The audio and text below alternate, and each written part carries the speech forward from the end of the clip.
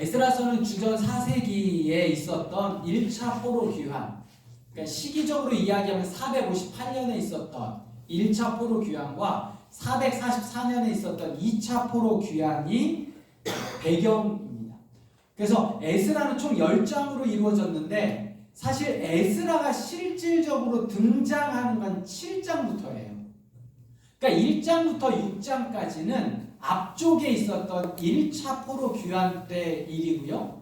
실질적으로 에스라가 등장하는 7장부터 10장이 이제 2차 포로 귀환입니다. 그래서 1차 포로 귀환과 2차 포로 귀환 사이에는 대략 한 80년 정도의 기한이 있어요. 그리고 그 중간에 에스더서가 끼워 들어와요.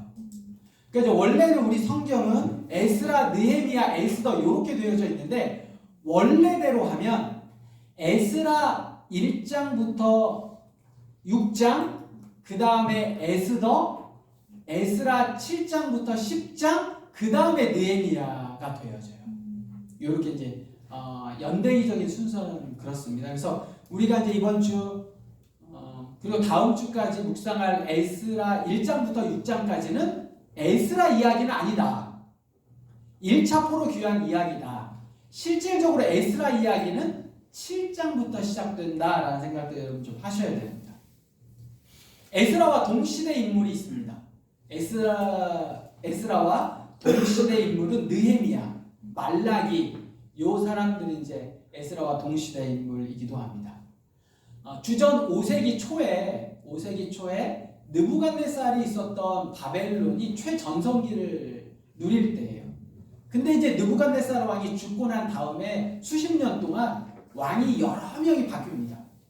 그러니까 굉장히 정치적으로 혼란한 그 바벨론, 정치적으로 혼란하면 당연히 반란들이 일어날 거고 페르시아라는 속국, 아주 변방의 자그마한, 그러니까 바벨론의 변방에 있었던 페르시아라는 자그마한 나라의 왕이 고레스가 결국 바벨론을 멸망시키게 됩니다. 그리고 나서 그 페르시아, 우리 성경에는 바사라고 되어 있는데 여기 이제 페르시아를 이야기합니다. 이 페르시아의 고레스가 바벨론을 멸망한 이후에 페르시아의 이민 정책을 완전히 수정을 하게 됩니다. 그리고 이야기하는 것이 바벨론에 의해 포로로 잡혀왔던 모든 사람들은 본국으로 돌아가라라는 명령을 내리게 되죠. 그런데 이것은 사실은 70년 전에 예레미야에 의해서 예언되어졌던 일이 일어난 겁니다. 그래서 우리 예레미야 25장 11절부터 13절을 한번 찾아보겠습니다. 예레미야는 뒤에 있습니다. 이게 굉장히 중요한 말씀이거든요. 예레미야 25장 11절부터 13절까지. 예레미야 25장 11절부터 13절까지. 그럼 별표를 다 쳐놓으시고 여기다 밑줄을 그어놓으시고 별표를 그어놓으시면 됩니다. 자, 25장 11절부터 13절 제가 읽습니다. 이 모든 땅이 폐허가 되어 놀랄 일이 될 것이며 이 민족들은 몇 년 동안? 70년 동안 바벨론의 왕을 섬기리라. 여호와의 말씀이니라. 70년이 끝나면 내가 바벨론의 왕과 그의 나라와 갈대아인의 땅을 그 죄악으로 말미암아 벌하여 영원히 폐허가 되게 하되 내가 그 땅을 향하여 선언한 바 곧 예레미야가 모든 민족을 향하여 예언하고 이 책에 기록한 나의 모든 말을 그 땅에 임하게 하리라. 여러분, 예레미야가 살았을 때는 바벨론의 최전성기예요. 5세기 초반이니까. 근데 그때 뭐라고 예언되어 있냐면 바벨론의 포로로 잡혀갈 거다. 근데 몇 년? 70년. 70년이 끝나면 바벨론이 어떻게 할 거다? 멸망할 거다를 바벨론의 최전성기인 느부갓네살 왕 때 예언되어졌다는 거예요. 그리고 29장, 예레미야 29장 10절에도 보면 여호와께서 이와 같이 말씀하시니라. 바벨론에서 70년이 차면 내가 너희를 돌보고 나의 선한 말을 너희에게 성취하여 너희를 이곳으로 돌아오게 하리라. 그래서 에스라서의 시작은 이 예레미야의 예언이 이루어졌다는 선언으로 시작하는 거예요. 그래서 근동의 모든 역사를 사실은 고레스의 능력으로 페르시아가 바벨론을 멸망시킨 것 같지만 성경은 뭐라고 이야기해요? 다 이게 하나님의 계획이었다로 이야기를 하고 있습니다. 이 예언에 의해서 고레스가 온 제국에 포로 귀환을 공포하고 조서를 내리잖아요. 그리고 그 조서 내용이 이제 2절부터 오늘 본 말씀 2절부터 되어지는데 여러분 핵심은 이렇습니다. 앞뒤에 수식되는 어구를 다 빼고 제가 한번 읽어볼게요. 2절이에요. 바사왕 고레스는 말하노니 하늘의 하나님 여호와께서 유다 예루살렘의 성전을 건축하라 하셨나니. 3절에도 보면 너희 중에 그의 백성된 자는 여호와의 성전을 건축하라. 4절에 보면 남아있는 백성은 하나님의 성전을 건축할 수 있도록 여러 가지를 도와주고 예물을 기쁘게 드려라. 5절에 보면 이에 여호와의 성전을 건축하고자 하는 자가 다 일어났다. 6절에 주변 사람들이 여호와의 성전 건축을 위하여 물식양면으로 도왔다. 7절 그래서 고레스 왕도 바벨론이 약탈해 간 성전 그릇들을 여호와의 성전을 위하여 돌려주었다. 요게 중간에 있는 수식어고 다 빼고 얘기하면 결국 뭐 하라는 얘기예요? 핵심은 성전을 건축하라라는 겁니다. 여호와 하나님의 말씀이 그러하고 고레스의 조서도 그러하고 이스라엘 백성들도 주변 사람들도 심지어 고레스 자신도 여호와의 성전 재건에 힘썼다라는 이야기가 에스라 1장입니다. 자, 그러면 그렇게 강조하는 성전, 과연 성전은 뭔가? 어떤 의미가 있는가? 오늘 여러분과 저에게 또 주시는 교훈은 뭔가? 한번 같이 생각해 보도록 하겠습니다. 여러분, 성전은 주전 957년에 누가 만들었을까요? 성전은 처음에 솔로몬에 의해서 돌로 만들어졌습니다. 그런데 솔로몬의 성전이 있기 전에 뭐가 있었어요? 성막이 있었어요. 성막은 누가 만들었어요? 어디에서? 광야에서 시내산 아래에서 성막을 만들었단 말이죠. 그러므로 사실 성전을 알기 위해서는 성막을 먼저 알 필요가 있어요. 자, 하나님께서 처음 성막을 만들라고 하신 이유가 있습니다. 하나님이 성막을 왜 만들라고 하셨을까요? 왜 만들라고 하셨을까요? 출애굽기 25장입니다. 출애굽기 25장 8절에서 9절. 오늘은 성경을 여러 군데를 찾으면서 정말 그러한가 우리가 좀 같이 보려고 해요. 자, 출애굽기 25장 8절에서 9절. 자, 한 목소리로 읽을까요? 시작. 내가 그들 중에 거할 성소를 그들이 나를 위하여 짓되 무릇 내가 내게 보이는 모양대로 장막을 짓고 기구들도 그 모양을 따라 지을지니라. 아멘. 자, 하나님이 성막을 지으라고 하신 이유가 뭐예요? 네? 내가 그들 중에 거하겠다라는 거예요. 그래서 하나님이 성막을 만들라고 하신 이유는 하나님이 이스라엘 백성들과 함께 하시려고 성막을 지으시려고 하는 거예요. 자, 그래서 출애굽기 40장 34절에서 35절에 보면 출애굽기 40장 34절에서 35절에 보면 구름이 회막에 덮이고 여호와의 영광이 성막에 충만하며 모세가 회막에 들어갈 수 없었으니 이는 구름이 회막 위에 덮이고 여호와의 영광이 성막에 충만함이었으며 그 성막을 만들고 난 다음에 성막이 다 지어지고 난 다음에 어떻게 됐다는 하나님의 영광이 성막에 충만하게 되었다라고 이야기를 하고 있습니다. 자, 여기에 보면 회막이라는 표현이 나오잖아요. 그죠? 회막, 또 성막, 또 회막. 회막이라는 뜻은 무슨 말이냐면 만남의 청막이라는 뜻이에요. 만남의 청막. 그러므로 모일회, 그 만남, 그 막에서, 그 천막에서 하나님이 누구를 만나주시겠다. 이스라엘 백성들을 만나주시겠다라고 이야기를 하고 있기 때문에 회막이라는 이름으로 이 성막이 불리기도 했습니다. 모세에 의해 천막으로 만들어진 이 성막. 근데 솔로몬이 이제 왕이 되고 돌로 만든 성전. 그러나 동일하죠. 그 의미는 뭐예요? 하나님이 거하시겠다라는 겁니다. 여호와의 성전은 하나님의 임재를 상징해요. 하나님이 계시는 곳, 하나님이 이스라엘 백성을 만나주신 곳. 그래서 이스라엘 백성들은 어디에서 하나님을 만날 수 있어요? 성막에서. 그래서 그 이름을 회막이라고 불리기도 한다는 겁니다. 그런데 이 여호와의 성전은 하나님의 임재와 함께 또 다른 중요한 기능이 있어요. 여러분, 성막, 성전에 어떤 기능이 있을까요? 네? 속죄. 어떻게 해요? 제사를 통해서 죄를 사하는 기능이 있습니다. 그러니까 여호와의 성전은 첫 번째는 하나님의 임재, 두 번째는 제사를 드리는 곳이에요. 자, 그런데 왜 제사를 드려야 할까요? 죄가 많은데 하나님 가려면 그렇죠. 바로 앞에 있었기 때문에 잘 녹음이 될 줄.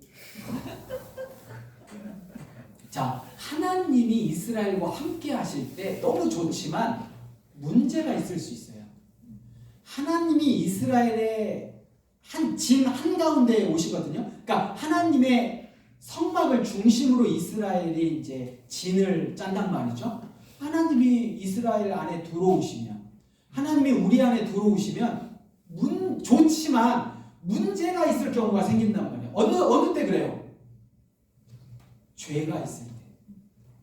하나님은 죄를 너무 싫어하셔서 죄와 함께 있으실 수 없어요. 그러니까 우리 안에 죄가 있으면 하나님을 거하실 수 없죠. 근데 그거는 우리 입장이고 원래 중심은 하나님이시니 우리가 하나님 앞에 나아갈 수가 없는 거예요. 왜? 죄를 가지고 하나님 앞에 나아가면 사람이 죽게 되어 있어요. 레위기 10장에 보면 나답과 아비후가 하나님이 명령하시지 않는 불로 제사를 드렸을 때 바로 그 불로 인해서 즉사하게 되는 거예요. 그러므로 하나님이 회중 안에 계신다고 할 때 죄가 있으면 커다란 문제가 돼요. 오히려 그건 재앙이에요, 재앙. 그래서 하나님이 그 회중 안에 계실 때, 이스라엘 백성들 안에 있을 때 그 문제를 해결하실 수 있는 방법을 주셨는데 그게 바로 제사예요. 그러므로 죄가 없이 정결하고 거룩한, 물론 그 제사가 완벽하게 회복과 정결함을 주시지 못하지만 일시적으로라도 그 안에 죄를 사하여 하나님 앞에 죽지 않도록 이 제사 제도를 주셨습니다. 그런데 이 성전의 거룩한 의미가 시간이 지나가면서 퇴색하는 거예요. 여러분, 사람들은 뭐든지 익숙하면 문제가 발생이 되어집니다. 마태복음 21장에 보면 예수님께서 예루살렘에 들어가셨을 때 성전 안에 어떤 광경을 보셨어요? 성전 안에 매매하는 자들을 보시는 거예요. 돈 바꾸는 자들, 비둘기 파는 자들을 보시는 거예요. 그래서 의자를 엎으시고 말씀하시기를 내 집은 뭐 하는 집이다? 기도하는 집이다. 근데 너희들은 장사하는 강도의 소굴로 만들었다라고 한탄하시는 거예요. 하나님의 임재가 사라지면 건물일 뿐이에요. 하나님의 임재가 그곳에 있지 않으면 성전은 더 이상 거룩한 곳이 아니라 뭐 하는 곳이에요? 장사하는 곳에 불과해요. 두 번째는 사도행전 3장에 보면 성전에 올라갈 때, 베드로와 요한이 성전에 올라갈 때 그 성전에 나면서부터 못 걷게 된 이가 성전에 앉아서 베드로와 요한에게 구걸하는 모습을 우리가 사도행전 3장에 봅니다. 여러분, 왜 사람들이 그 안전뱅이를 성전 앞에다가 두었을까요? 사람들이 많이 왔다 갔다 하니까. 사람들이 많이 왔다 갔다 하는 곳, 그곳이 구걸하기에 제일 좋은 곳이에요. 그래서 그 안전뱅이가 베드로와 요한에게 이야기합니다. 구걸을 합니다. 그러자 베드로와 요한이 어떻게 얘기해요? 은과 금은 내게 없거니와 내게 있는 것으로 내게 주노니 나사렛 예수 그리스도의 이름으로 일어나 걸으라. 여러분, 성전은 어떤 곳이에요? 하나님의 임재가 있는 곳이라면 치유가 되는 곳이고 회복이 되는 곳이에요. 그런데 사람들은 하나님의 임재를 잃어버린 그 성전은 어떤 곳이에요? 사람들이 많이 지나다니는 그냥 핫플레이스예요. 구걸하기에 가장 좋은 곳. 그 이상 그 이하도 아니었습니다. 여러분, 예루살렘 성전이 바벨론에게 의해 멸망당할 때, 주후 70년에 로마에게 멸망당할 때 그 예루살렘 성전은요, 돌 위에 돌이 남지 않을 정도로 완벽하게 무너졌어요. 그때 무너졌을 때 그곳은 거룩한 곳이 아니었어요. 오히려 그곳은 그냥 하나님의 임재가 사라진 건물일 뿐이었다는 사실입니다. 사도행전 5장에 보면 아나니아와 삽비라가 나옵니다. 아나니아와 삽비라는 자기의 소유를 팔았어요. 사도행전 4장에 보면 많은 사람들이 자기의 물건을 자기 것이라 얘기하지 않고 교회에다가 다 헌금하고 내며 함께 누렸단 말이죠. 아나니아와 삽비라도 그걸 봤어요. 그래서 아나니아도 자기의 땅을 팔았습니다. 그리고 하나님 앞에 드렸죠. 근데 뭐가 문제예요? 속인 거예요. 속인 거예요. 자기가 딱 반절을 팔아서 반절 판 거를 내놓으면 되는데 자기가 판 것의 일부를 감추어 둔 거죠. 그리고 그것을 다 팔았다 하나님 앞에 낸 것. 어떻게 됐어요? 아나니아도 죽게 되고 이어서 삽비라도 죽게 되어집니다. 하나님의 임재, 하나님이 계시다는 사실을 모르면, 그리고 그 안에 죄를 가지고 하나님 앞에 나아가면 죽는 거예요. 반면에 누가복음 19장에 보면 삭개오의 이야기가 나옵니다. 삭개오가 예수님을 만난 다음에 그가 한 고백이 있어요. 예수님을 만난 후 이렇게 고백합니다. 내 소유의 절반을 가난한 자에게 주겠사오며 만일 누구의 것을 속여 빼앗은 일이 있으면 내 갑절이나 갚겠습니다. 내가 뭔가 누군가를 속여서 빼앗거나 했으면 4배나 갚겠다는 거예요. 근데 여러분, 제사에 보면 속건제가 있어요. 속건제는 뭐냐면 죄를 지었을 때 배상을 해야 됩니다. 그러니까 죄를 지었을 때 내 죄를 용서받고 끝, 이게 아니라 배상을 해야 돼요. 근데 속건제는 그 원금의 20%를 더해서 내는 겁니다. 배상이. 그런데 오늘 삭개오는 뭐라고 이야기해요? 4배를 갚겠다는 것, 400%를 갚겠다는 거죠. 누구를 만나면? 예수 그리스도를 만나면 여호와의 성도는 철저히 하나님의 임재를 상징합니다. 하나님을 만나는 것. 하나님을 만나면 어떻게 돼요? 내 죄가, 또 그 죄의 고백이 그냥 말로만이 아니라 어떻게 되는 거예요? 여러분, 그러니까 삭개오는 남의 것 도둑질 하겠다는 거야, 안 하겠다는 거예요? 남의 것 하고 4배 갚겠다, 이게 아니라 안 하겠다라는 거예요. 주님을 만나면 내가 변화되어진 모습들을 이야기를 합니다. 오늘 우리에게 성전은 어떤 의미일까? 오늘 우리에게는 하나님의 임재와 제사가 어떻게 달라지는 걸까? 여러분, 계시록 3장 20절을 한번 찾아볼까요? 요한계시록 3장 20절입니다. 볼지어다 내가 문 밖에 서서 두드리노니 누구든지 내 음성을 듣고 문을 열면 내가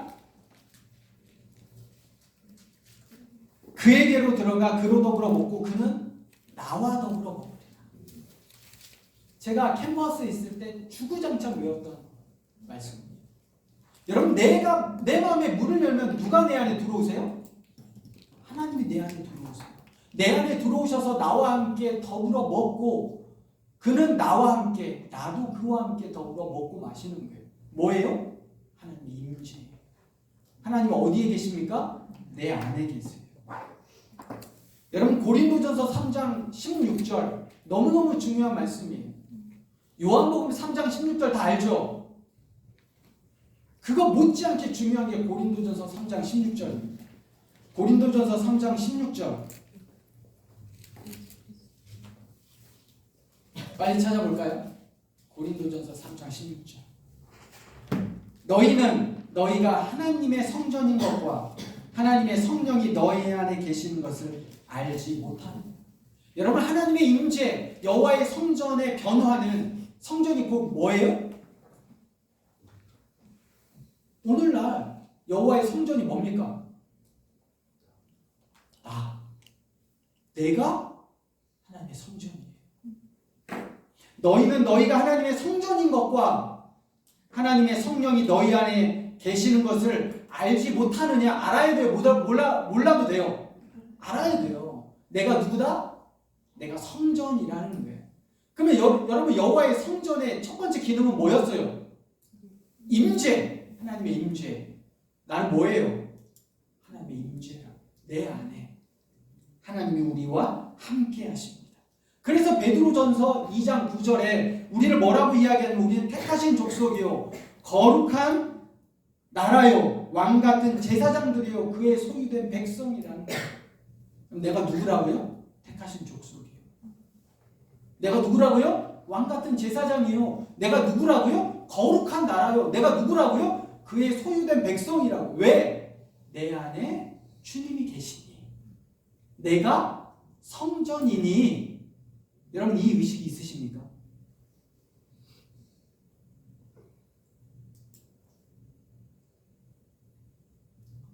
우리는 성전이에요. 성전. 그래서 무형 교회라고요. 내가. 여러분, 교회가 거룩한 곳 아닙니까? 교회가 소중한 곳이잖아요. 근데 누가? 내가 그렇다고요. 그런데 그 내가 살아가는 월요일부터 토요일까지 그 순간순간에 주님이 나와 함께 하시는, 오늘 찬양에도 보면 우리의 마음에 주님의 성전이 돼요. 그럼 내가 주님의 성전이라고. 내 말과 행동과 내 생각이 주님의 임재가 있는 곳이라는 거예요. 내가 하루를 어떻게 살아야 할 건가. 주일날 이곳에 와서만이 아니라 무형교회로 내가 사는 현장이 교회고 성전이고 하나님의 임재다. 이 의식이 우리에게 있을 때 삭개오처럼 나 이제 하지 않겠다는 거예요. 내가 죄를 짓지 않으려고 노력하는 게 아니라 죄를 짓지 않게 돼요. 왜? 내 안에 그리스도께서 사시기 때문에 그렇습니다. 반면에 에베소서 2장 21절에서 22절에 보면 그의 안에서 건물마다 서로 연결하여 주 안에서 성전이 되어가고, 결국 그 무형교회 하나하나가 건물이 되어져 가고 서로 연결되어져 가서 주 안에 유형교회로, 여러분 지금 우리가 유형교회로의 모습을 띠고 있다라는 거예요. 여전히 우리에게도 성전이, 예배가 하나님의 임재라기보다 장사하는 곳은 아닌가요? 구걸하기에 좋게 사람들이 모여있는 곳은 아닐까요? 우리에게 이 교회가 어떤 의미일까? 주일날 여러분이 이 교회에 어떤 모습으로 오시는지, 아니면 이제 예배를 마치고 월요일마다 다시 시작하는 여러분의 삶에서의 여러분의 교회는 이 사회생활을 하면서 어떤 마음가짐으로 월요일날 직장에, 또 가정에, 또 학교로 출근하시는지. 나도 장사하는 곳은 아닌가. 나도 그냥 사람들이 많이 있는 그곳에 가면 구걸이 더 잘 되더라 라는 모습으로 익숙해 있지는 않은지 우리 자신의 모습을 돌아봐야 됩니다. 자, 성전이 임재라고 했고, 두 번째는 뭐였어요? 제사란 말이죠. 자, 그럼 오늘날 우리에게 이 제사의 변화된 의미는 뭐냐? 여러분 로마서 12장 1절을 보세요. 로마서 12장 1절에 보면, 그러므로 형제들아 내가 하나님의 모든 자비하심으로 너희를 권하노니 너희 몸을 하나님이 기뻐하시는 거룩한 산 제사로 드리라. 이는 너희가 드릴 영적 예배니라. 로마서 12장 1절은 제사를 어떻게 드려야 하는지, 오늘 우리가 예전엔 죽은 동물로 제사를 드렸다면 오늘 우리는 어떻게 제사를 드려야 돼요? 살아있는 산 제물로 드려야 됩니다. 여러분 산 제물이 뭘까요? 살아있는 제물이 뭐예요?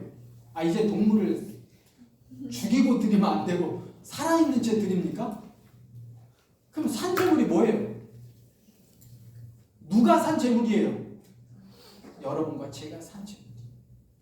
이것이 영적 예배니라의 마땅한 예배라는 거예요. 그러니까 이것을 드리는 것이 마땅하다라는 거예요. 근데 그 마땅한 예배가 어떻게 되냐? 2절에 보면 너희는 이 세대를 본받지 말고 그 예배를 어떻게 드려야 되는가? 그 마땅한 예배를 어떻게 드려야 되는가? 너희는 이 세대를 본받지 말고 오직 마음을 새롭게 함으로 변화를 받아 하나님의 선하시고 기뻐하시고 온전하신 뜻이 무엇인지 분별하는 것, 이것이 내가 내 삶에서 드리는 영적 예배예요. 마땅히 드려야 할 예배예요. 여러분 이 영적이란 단어가 캐톨릭이란 단어예요. 그래서 우리가 알고 있는 카톨릭이잖아요. 그게 보편교회거든요. 누구나 다 아는 그런 교회라는 뜻이에요. 캐톨릭이 원래 처음에 그러니까 보편교회예요. 그러니까 마땅히 누구나 다 해야 될 예배가 뭐냐? 너 이 세상을 본받지 말고. 그래서 변화를 받으라. 그래서 하나님의 선하시고 기뻐하시고 온전하신 뜻이 무엇인지 분별하도록 하라. 어디에서? 우리의 삶에서. 이게 산 제사로, 산 제물로 우리가 드려져야 할 예배라는. 여러분 구약시대의 제사는 5가지가 있었어요. 하나는 뭘까요? 첫 번째는 번제, 또 소제, 또 화목제, 또 속죄제, 속건제 5개. 뭐라고요? 다시 첫 번째 번제, 소제, 화목제, 속죄제, 속건제. 이 5개인데 번제와 소제와 화목제는 죄가 아닐 때 드리는 제사이기도 해요. 그러니까 다 죄 때문에 드리는 제사가 아니고요. 번제, 소제, 화목제는 죄와 상관없이 드리는 제사이기도 해요. 번제는 뭘 뜻하냐면 헌신이에요. 다 태워 죽이는 거거든요. 근데 소제는 자기가 자발적으로 감사한 일이 있을 때 드리는 게 소제예요. 화목제는 똑같아요. 하나님과 우리 사이의 화평, 평화, 좋은 관계를 위해서 드리는 게 화목제예요. 그런데 번제는 그런 헌신이 아니더라도, 감사가 아니더라도, 은혜가 아니더라도 매일 아침 저녁에 2번씩 드렸어요. 그냥 드렸어요. 내가 번제를 드려서 내가 헌신해야겠다 라는 마음이 없더라도 번제는 아침 저녁으로 매일 하루에 2번씩 드렸어요. 여러분 우리가 제사를 이야기할 때, 여러분이 산 제물로 드려야 할 때 여러분의 삶이 헌신되어지기를. 누구 앞에? 하나님 앞에. 감사가 있기를. 누구 앞에? 하나님 앞에. 은혜를 기억하기를. 누구 앞에? 하나님 앞에. 이게 번제와 소제와 화목제예요. 내가 뭔가 감사할 제목이 있어서 아니요. 하루에 2번씩 번제는 그냥 드렸다니까요. 내가 감사할 제목이 없어도 감사한 삶을 살아야 하는 걸 이 번제가 보여주는 거예요. 왜요? 사실은 감사한 제목이 엄청 많거든요. 감사한 제목이 많아요.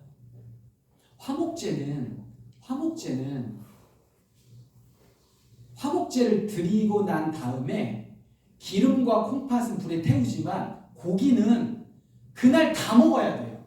이게 감사로 드리는 제사인 경우에는 소를 드렸다고 봅시다. 그러면 소가 그 다음 날까지 고기가 남아있으면 그 제사는 하나님께 드려진 제사가 아니에요. 그러면 화목제를 내가 소로 드렸다. 그럼 어떻게 해야 돼요? 그 하루에 소를 다 먹어 치워야 돼요.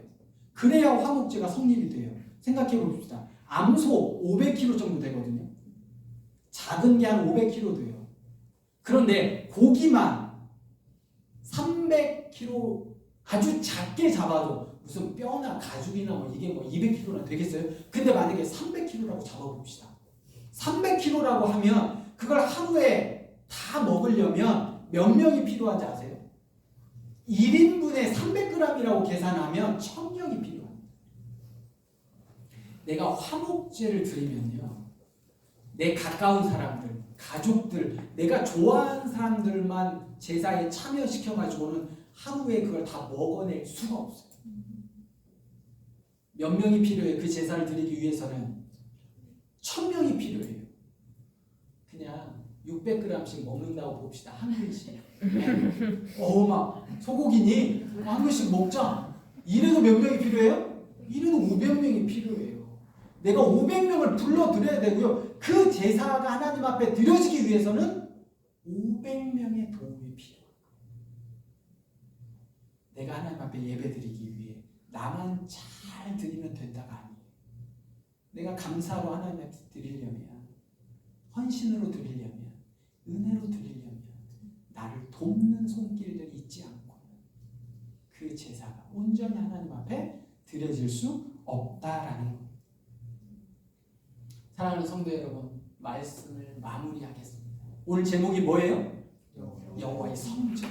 여호와의 성전의 의미와 역할은 뭐예요? 첫 번째는 임재.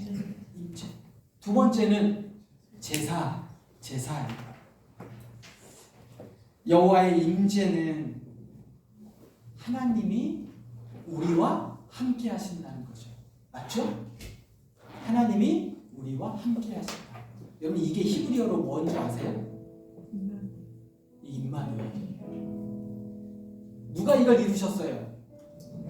예수 그리스도께서 이루셨어요. 하나님이 우리와 함께 하신다, 이 임마누엘이에요. 근데 이거를 예수님이 이루셨다고요. 그 예수님이 지금 어디에 계세요?